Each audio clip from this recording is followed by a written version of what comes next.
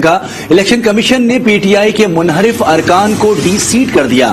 Chief election commissioner Sikandar سلطان راجہ نے درخواست پر فیصلہ سنا دیا۔ الیکشن کمیشن کی جانب سے پی ٹی آئی کے 25 منحرف ایم پی ایز کے خلاف کیس۔ الیکشن کمیشن نے پی ٹی آئی کے منحرف ارکان کو ڈی سیٹ کر دیا ہے۔ الیکشن کمیشن نے 17 مئی کو درخواست پر فیصلہ محفوظ کیا تھا۔ اسپیکر پنجاب اسمبلی پرویز الہی نے الیکشن کمیشن کو ریفرنس بھیجا تھا، جس پر آج یہ محفوظ کیا گیا فیصلہ سنا دیا گیا ہے، جس کے مطابق الیکشن کمیشن نے پی ٹی آئی کے 25 منحرف ایم پی ایز کے خلاف کیس میں الیکشن کمیشن نے پی ٹی آئی کے منحرف ارکان کو ڈی سیٹ کر دیا ہے۔ الیکشن کمیشن نے 17 مئی کو درخواست پر فیصلہ محفوظ کیا تھا۔ یہ 25 منحرف اراکین تھے جن کے لیے آج فیصلہ آنا تھا، اور الیکشن کمیشن نے ان تمام اراکین کو ڈی سیٹ کر دیا ہے۔ اسپیکر پنجاب اسمبلی پرویز الہی نے الیکشن کمیشن کو ریفرنس بھیجا تھا۔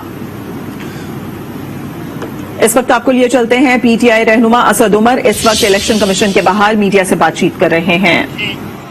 جو بیرونی مداخلت اس ملک نے دیکھی، جو ضمیروں کی بولی لگتے ہوئے اور ضمیر بکتے ہوئے اس قوم نے دیکھے، اور جس کے خلاف قوم اٹھ کھڑی ہوئی، اور سب سے پہلے تو قوم پہلے آگے نکلی اور اس کے بعد ہم لوگ قوم کے ساتھ چلے۔ عام طور پہ تو سیاستدان آگے ہوتے ہیں اور پھر قوم کو بلاتے ہیں، اس دفعہ قوم آگے پہلے نکلی اور پھر ہم لوگ ان کے پیچھے پیچھے قوم کے ساتھ چلے۔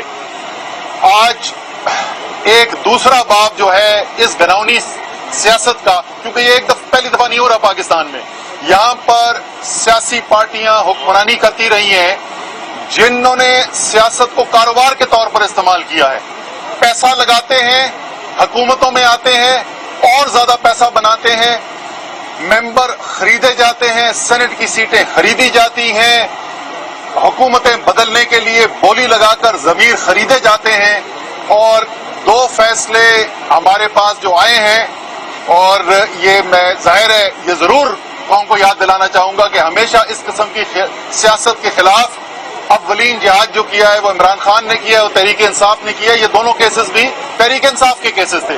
پہلے 63A کا جو فیصلہ آیا، اور ابھی الیکشن کمیشن آف پاکستان نے، ظاہر ہے اس کے اندر تو کوئی سوال بچا ہی نہیں تھا، وہ ووٹ ڈال چکے تھے، ان کے ووٹ شمار کر لیے گئے تھے، اور الیکشن کمیشن نے فیصلہ کیا کہ یہ جو 25 لوٹے تھے دے اسٹینڈ ڈسکوالیفائڈ، یعنی وہ اب ایم پی اے نہیں رہے۔ اور اس کے ساتھ ساتھ میں اظہار ہمدردی بھی کرنا چاہتا ہوں ان تمام سیاستدانوں کے اوپر جنہوں نے کروڑوں کی سرمایہ کاری کی ان لوٹوں کو خریدنے کے لیے، اور وہ لوٹے اب سوائے واش روم کے کسی کام کے باقی نہیں رہے۔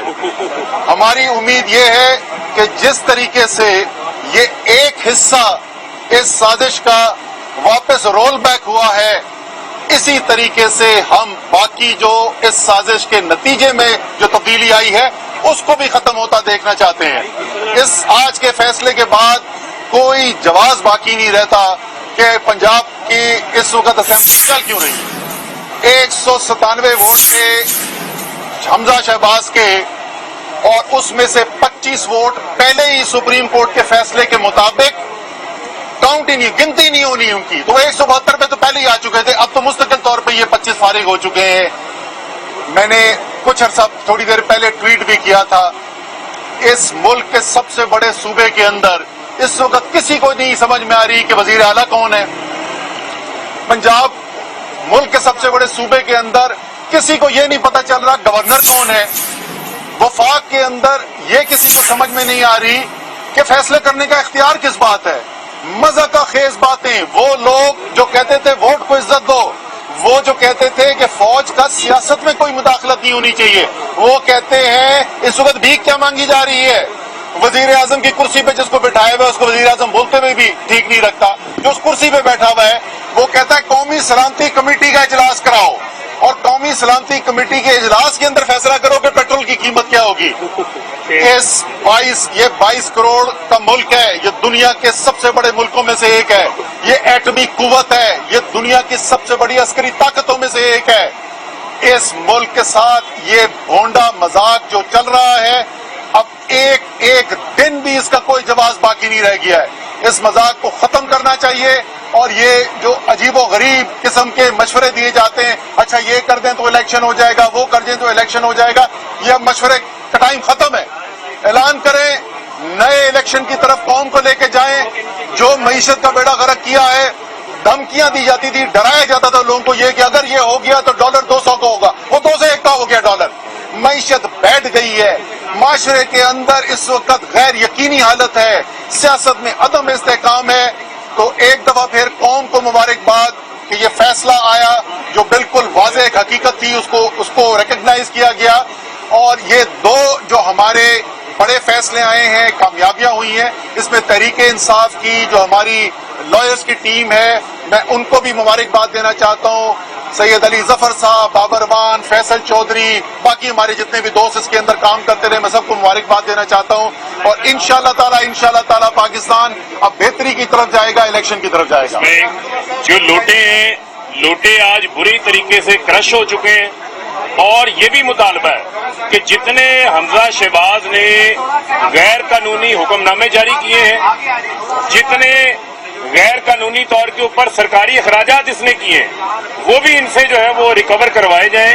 اور یہ آج میں سلام پیش کرنا چاہتا ہوں پاکستان کی عوام کی جدوجہد کو, جس نے نیلام گھروں کے خلاف, جس نے چھانگا مانگا کی منڈیوں کے خلاف نکل کر عمران خان کے ساتھ جدوجہد کی ہے. پاکستان کے اندر ہمیشہ کے لیے یہ چھانگا مانگا کی منڈیوں کا جو ہے وہ راستہ بند ہو گیا ہے. اور آج ان لوگوں کو بھی شرم آنی چاہیے جنہوں نے پاکستان کی اس جمہوریت کو گدلا کیا, جنہوں نے ان ایوانوں کی بے توقیری کی. آج میں سمجھتا ہوں کہ ان کے لیے بھی جو ہے وہ شرم کا مقام ہے. اور پنجاب میں تو حکومت فارغ ہو ہی گئی ہے, اب وفاق کی حکومت بھی فارغ ہے. وفاق میں بھی کرائم منسٹر بیٹھا ہوا ہے, لہذا دیر نہ کریں, ملک کا نقصان نہ کریں, فوری انتخابات کی طرف جائیں. آپ تو اب آپ کے گھر کے اندر سے آوازیں آنے لگ گئی ہیں انتخابات کے حوالے سے, تو ڈرو نہ, میدان میں آؤ. ضمیر فروشوں کا ووٹ اب نہیں کاسٹ ہوگا, اب 22 کروڑ عوام کا ووٹ کاسٹ ہوگا, اور وہ وزیر اعظم عمران خان کو کاسٹ ہوگا.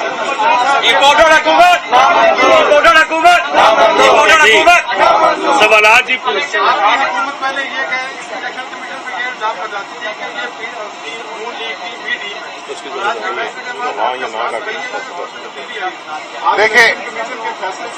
دیکھیں الیکشن کمیشن کے اوپر ہم پہلے بول چکے ہیں, ہمیں اعتماد نہیں ہے.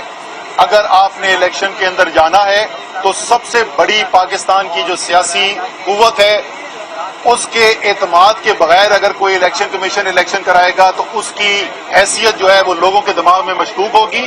آج جو انہوں نے فیصلہ دیا ہے وہ بالکل درست فیصلہ ہے, لیکن میرے بھائی مجھے یہ بتاؤ, جب ووٹ ڈالے جا چکے, ان کی گنتی ہو چکی, تو وہ یا تو یہی کہہ سکتے تھے نا کہ یہ ووٹ انہوں نے ڈالے ہی نہیں. اگر ووٹ ڈالے ہی نہیں تو پھر بھی حمزہ شہباز جو ہے چیف منسٹر نہیں ہے.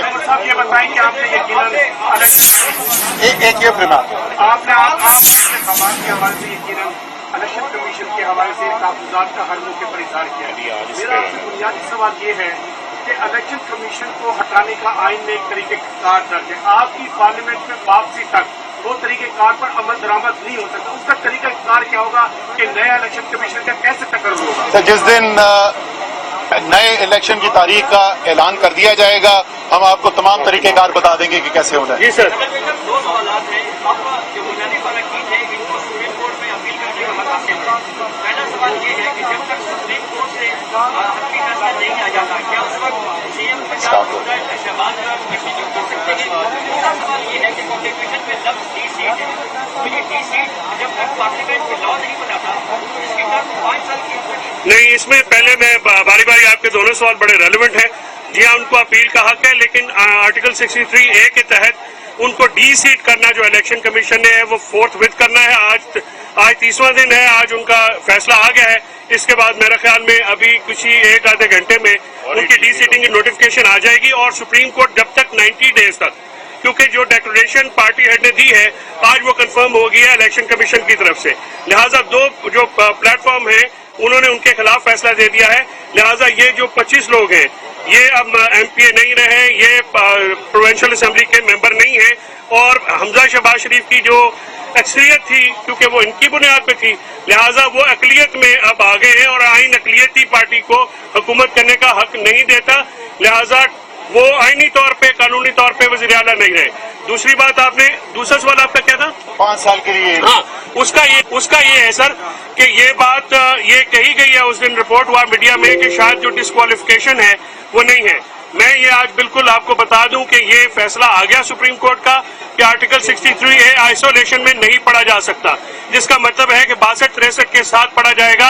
और तब जब तक पार्लियामेंट कोई मुद्दत का तयन नहीं करती समीउल्लाह बलोच केस के रोशनी में ये डिस्क्वालिफिकेशन फॉर लाइफ होगी। और इसके लिए जो तादीबी कार्रवाई है या जो भी कार्रवाई है वो मैं फिर पार्टी हेड्स के साथ बैठ के उसमें भी हम फौरी तौर पर शुरू करेंगे। बहुत शुक्रिया। वैसे भी मैं मशवरा सिर्फ उनको दे दूं कि अगर कानूनी तौर पे कोई गुंजाइश भी है, अवाम के सामने जाके वोट ना मांगना। बहुत शुक्रिया। Thank you.